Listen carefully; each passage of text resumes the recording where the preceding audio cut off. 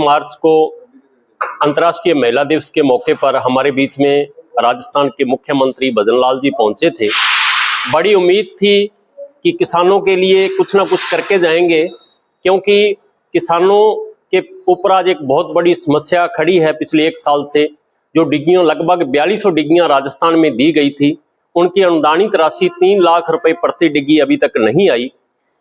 ये सोच ये थी कि हमें कुछ ना कुछ मिलेगा, किसानों का कुछ ना कुछ बड़ा होगा, लेकिन किसानों के खिलाफ मंच के माध्यम से बोल के गए हैं कि यहाँ की जो औरतें हैं वो खेतों में काम करती है और किसान जो कंधे पे साफा रख के निकल लेते हैं, धरने प्रदर्शन करते हैं, कभी एसडीएम के पहुंच जाते हैं, कभी कलेक्टर के पहुंच जाते हैं। तो सबसे पहले तो मैं आपके माध्यम से कहना चाहूंगा कि ये साफा हमारी संस्कृति है, हमारे जिले की नहीं, हमारे देश की संस्कृति है। पगड़ी हमारे देश की संस्कृति है। पगड़ी पे और साफे पे कोई बोलेगा तो कतई यहाँ की जनता बर्दाश्त नहीं करेगी। और यहाँ का जो कल्चर रहा है, ठीक है, हमारी बहन बेटियां, हमारी माताएं भी खेतों में काम करती है, लेकिन यहाँ का कल्चर है कि पुरुष पहले काम करते हैं, अगर जरूरत पड़ती है तो बहन बेटियां भी हमारे साथ खड़ी रहती है।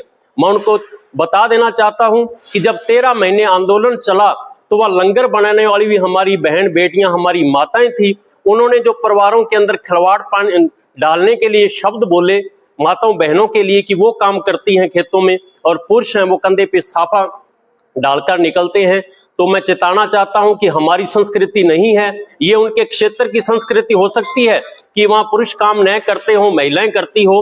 और दूसरा, उस दिन जो देखा आप सभी ने भी डिटेल से खबरें छापी है कि कैसे हमारी माताओं के, हमारी बहनों के, हमारी बेटियों के दुपट्टे उतरवाए गए, कैसे छात्रों के साथ दुर्व्यवहार किया गया। तो ऐसा हमारा जो हनुमानगढ़ है, गंगानगर है, कतई बर्दाश्त नहीं करेगा। तो सबसे पहले तो पिछली बार जब सीएम साहब आए थे, यहाँ गग्गर जो पुल है उसके ऊपर प्रोग्राम हुआ था, मैं खुद मंच के ऊपर बैठा था। हमारे सभी किसान साथी उस प्रोग्राम में गए थे, क्योंकि पहली बार सीएम हमारे बीच में पहुंच रहे थे और हमें उम्मीद थी कि कुछ ना कुछ देके जाएंगे, और देके भी गए थे।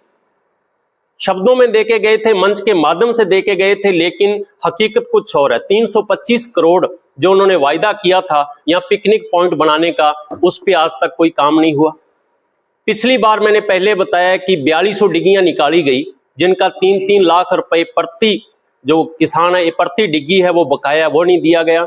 बोनस की बात करते, अच्छी बात है इन्होंने बोनस दिया है, हम स्वागत करते हैं, लेकिन इन्हीं की सरकार ने ये कह के बोनस बंद करवाया था कि अगर कोई स्टेट गवर्नमेंट बोनस देगी तो उस स्टेट का जो गेहूं है वो केंद्र सरकार नहीं खरीदेगी। तो बहुत बड़ा घाटा कई सालों तक इन लोगों ने लगवाया है और अब बोनस दे रहे हैं। मैं कह रहा हूं अच्छी बात है, लेकिन पिछला भी सोचें कि हम लोगों ने बंद करवाया था तो उसकी एवज में बोनस भी 500 रुपए प्रति क्विंटल होना चाहिए।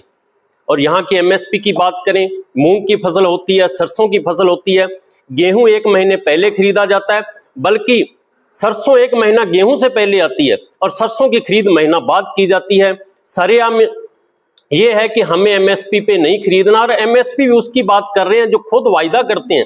खुद मोदी साहब भी हर मंच के माध्यम से बोलते हैं कि एमएसपी थी, है और रहेगी। लेकिन हमारी मूंग की बात करें, जो पीछे बिका मूंग हमारे सितंबर के महीने में आ जाता है और हर बार नवंबर में खरीद शुरू होती है। हमारी मांग रहती है कि 15 सितंबर से मूंग की खरीद शुरू की जाए, और इस बार इन्होंने उल्टा कर दिया।